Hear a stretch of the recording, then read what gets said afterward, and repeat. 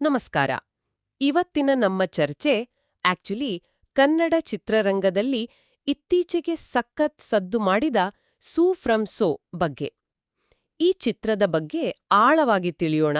ಅದಕ್ಕೆ ಆಧಾರ ಸೂ from so ಕರಾವಳಿ ಕಥನದ ಕೆಲವು ಆಯ್ದ ಭಾಗಗಳು. ನಮ್ಮ ಉದ್ದೇಶ ಏನಂದ್ರೆ, ಈ ಸಿನಿಮಾ ಯಾಕಿಷ್ಟೊಂದ ಸ್ಪೆಷಲ್, ಯಾಕಿಷ್ಟು ಹಿಟ್ಟಾಯ್ತು ಅನ್ನೋದನ್ನ ಅರ್ಥ ಮಾಡ್ಕೊಳ್ಳೋದು. ಸರಿ. ಕಥೆ ಶುರುವಾಗೋದು ಗೊತ್ತಲ್ಲ, ಕರಾವಳಿಯ ಸೋಮೇಶ್ವರ ಅನ್ನೋ ಒಂದು ಹಳ್ಳಿಯಲ್ಲಿ. ಅಲ್ಲಿ ರವಿ ಅಣ್ಣ ಅಂತ ಒಬ್ರು ಶನೀಲ್ ಗೌತಮ್ ಪಾತ್ರ ಮಾಡಿದ್ದಾರೆ. ಊರಿಗೆಲ್ಲ ಬೇಕಾದ ವ್ಯಕ್ತಿ. ಹೌದು. ಅವ್ರ ಜೊತೆ ಅಶೋಕ ಅಂತ ಇನ್ನೊಬ್ಬ ಹುಡುಗ, ಜೆ.ಪಿ. ತೂಮಿನಾಡ್. ಅವನಿಗೊಂದಿನ ಏನೋ ವಿಚಿತ್ರ ಆಗುತ್ತೆ. ಅದೇ ಆ ಸುಲೋಚನಾಳ ಪ್ರೇತ ಆವೇಶ ಆದ ಹಾಗೆ ಆಗುವ ಘಟನೆ ಅಲ್ವಾ? ಹೌದು, ಅಲ್ಲಿಂದಾನೇ ನೋಡಿ ಕಥೆ ಕವಲೊಡಿಯೋದು. ಕರೆಕ್ಟ್. ಆ ಪ್ರೇತಾವೇಶದ ಸೀನ್ ಇದೆಲ್ಲ, ಅದು ಶುರುನಲ್ಲಿ ಪಕ್ಕ ನಗು ತರಿಸುತ್ತೆ.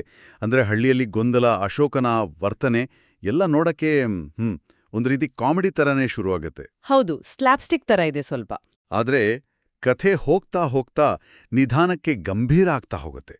ಕೇವಲ ನಗು ಅಲ್ಲ, ಅದರ ಹಿಂದೆ ಒಂದು ಆಳದ ವಿಚಾರ ಇದೆ ಅಂತ ಅನ್ಸುತ್ತೆ. ಅದೇ ನನ್ಗೆ ತುಂಬಾ ಇಂಟ್ರೆಸ್ಟಿಂಗ್ ಅನ್ಸದ್ದು.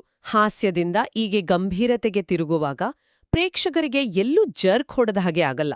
ಅಂದ್ರೆ ಆ ಹಳ್ಳಿಯ ತಮಾಷೆ ಪ್ರಸಂಗಗಳಿಂದ ಶುರುವಾಗಿ ಆಮೇಲೆ ಅದು ಸುಲೋಚನಾಳ ಮಗಳು ಭಾನುಳ ಕಥೆಗೆ ಹೋಗುತ್ತೆ. ಅವಳ ಕಷ್ಟ, ಹೋರಾಟ. ಹೌದು, ಆ ಟ್ರಾನ್ಸಿಷನ್ ಇದೆಯಲ್ಲ, ಅದು ತುಂಬಾ ಸಹಜವಾಗಿದೆ. ಬಹುಶಃ ಅದಕ್ಕೆ ಕಾರಣ ಕಥೆ ಹೇಳಿರೋ ರೀತಿ. ಮೊದ್ಲಾರ್ಧ ಪೂರ್ತಿ ಹಾಸ್ಯ ಇದ್ರೂ ಅಲ್ಲಲ್ಲಿ ಆ ಗಂಭೀರ ಎಳೆಯನ್ನ ಬಿಡ್ತಾ ಹೋಗ್ತಾರೆ. ಸರಿ ಸರಿ. ಹಾಗಾಗಿ ದ್ವಿತೀಯಾರ್ಧ ಭಾವನಾತ್ಮಕತೆಗೆ ಜಾರಿದಾಗ ನಮಗದು ಅನಿರೀಕ್ಷಿತ ಅಂತ ಅನ್ಸಲ್ಲ. ಒಂದು ಸಾಮಾಜಿಕ ಕಾಳಜಿಯನ್ನು ಜೊತೆಯಲ್ಲೇ ತರ್ತಾರೆ.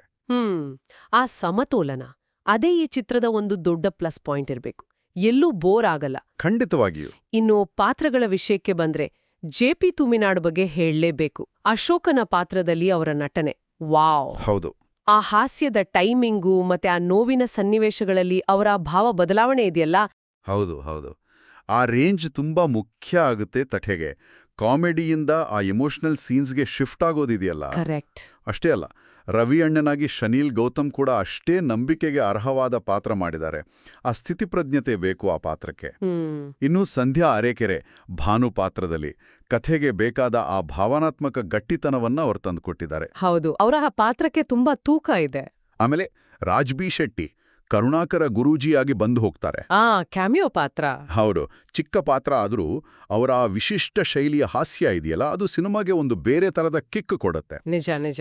ಅಂದಹಾಗೆ ಈ ಹಾಸ್ಯದ ಹೊದಿಕೆ ಕೆಳಗೆ ಬೇರೆ ಯಾವೆಲ್ಲ ಮುಖ್ಯವಾದ ಅಂಶಗಳು ಗಮನ ಸೆಳೆಯುತ್ತೆ ಈ ಚಿತ್ರದಲ್ಲಿ? ಇದರಲ್ಲಿ ಮುಖ್ಯವಾಗಿ ಗಮನಿಸಬೇಕಾದ ಒಂದು ಅಂಶ ಅಂದ್ರೆ ಮಹಿಳೆಯರ ಕಥೆಗಳನ್ನ, ಹೆಣ್ಣಿನ ಗೌರವದ ಪ್ರಶ್ನೆಯನ್ನ ಬಹಳ ಸೂಕ್ಷ್ಮವಾಗಿ ನಿಭಾಯಿಸಿರೋದು. ಓಕೆ. ಸುಲೋಚನಾಳ ಕಥೆ ಇರಬಹುದು, ಭಾನುಳ ಹೋರಾಟ ಇರಬಹುದು, ಇವೆಲ್ಲವೂ ಆ ಕಥೆಗೆ ಒಂದು ಸಾಮಾಜಿಕ ಆಯಾಮವನ್ನು ಕೊಡುತ್ತೆ. ಇನ್ನೊಂದು ಸ್ವಾರಸ್ಯಕರ ವಿಷಯ ಅಂದ್ರೆ ಆ ಜಾನಪದ ನಂಬಿಕೆಗಳನ್ನು ಬಳಸ್ಕೊಂಡ ರೀತಿ. ಪ್ರೇತ ಅಂತಕ್ಷಣ ಬರೀ ಭಯಾನಕವಾಗಿ ತೋರಿಸ್ಬೇಕು ಅಂತೇನಿಲ್ಲ. ಹೌದು, ಸಾಮಾನ್ಯವಾಗಿ ಹಾಗೆ ಆಗೋದು. ಇಲ್ಲಿ ಹಾಗಲ್ಲ.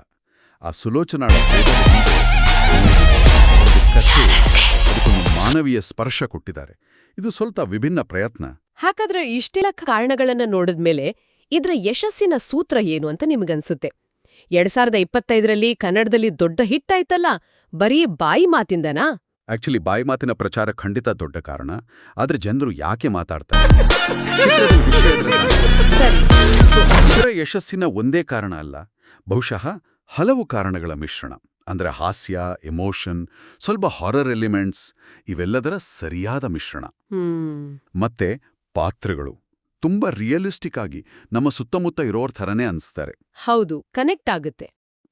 ಆಮೇಲೆ ಆ ಜಾನಪದದ ವಿಭಿನ್ನ ಬಳಕೆ, ಎಲ್ಲಕ್ಕಿಂತ ಮುಖ್ಯವಾಗಿ ಕರಾವಳಿಯ ಒಂದು ಲೋಕಲ್ ಕಥೆಯನ್ನ ಇಟ್ಕೊಂಡು ಆ ಸೊಗಡನ್ನ ಉಳಿಸ್ಕೊಂಡೆ ಎಲ್ಲರಿಗೂ ಇಷ್ಟವಾಗೋ ಹಾಗೆ ಹೇಳಿರೋದು. ಒಟ್ಟಾರೆಯಾಗಿ ನೋಡಿದ್ರೆ ಸೋ ಫ್ರಮ್ ಸೋ ಬರೀ ಮನರಂಜನೆ ಮಾತ್ರ ಅಲ್ಲ, ಅದರ ಜೊತೆಗೆ ಸ್ವಲ್ಪ ಯೋಚನೆನೂ ಹುಟ್ಟಾಕಿದೆ. ಒಂದು ಹಳ್ಳಿಯ ಕತೆ ಇಡೀ ರಾಜ್ಯದ ಜನರಿಗೆ ಇಷ್ಟ ಆಗಿದೆ ಅಂದ್ರೆ ಏನೋ ಒಂದು ಮ್ಯಾಜಿಕ್ ಇದೆ ಇದರಲ್ಲಿ. ಇದು ಬರೀ ಸಿನಿಮಾ ಅಲ್ಲ. ಖಂಡಿತ ಇದು ಒಂದು ಉತ್ತಮ ಉದಾಹರಣೆ. ಅಂದ್ರೆ ಸ್ಥಳೀಯ ಸೊಗಡಿನ ಕಥೆಗಳು ಕೂಡ ಹೇಗೆ ಗಂಭೀರ ಸಾಮಾಜಿಕ ವಿಷಯಗಳನ್ನ, ನಮ್ಮ ಜಾನಪದದ ಸತ್ವವನ್ನ ಪರಿಣಾಮಕಾರಿಯಾಗಿ ದೊಡ್ಡ ಮಟ್ಟದ ಪ್ರೇಕ್ಷಕರಿಗೆ ತಲುಪಿಸಬಹುದು ಅನ್ನೋದಕ್ಕೆ. ಈ ಚಿತ್ರದ ಯಶಸ್ಸು ಇದೆಯಲ್ಲ, ಅದು ಮುಂದಿನ ಚಿತ್ರ ಮಾಡೋವರಿಗೆ, ಅದರಲ್ಲೂ ವಿಶೇಷವಾಗಿ ಹೊಸಬರಿಗೆ ಒಂದು ಚಿಂತನೆಗೆ ಹಚ್ಚುವಂಥ ವಿಷಯ ಹೌದು.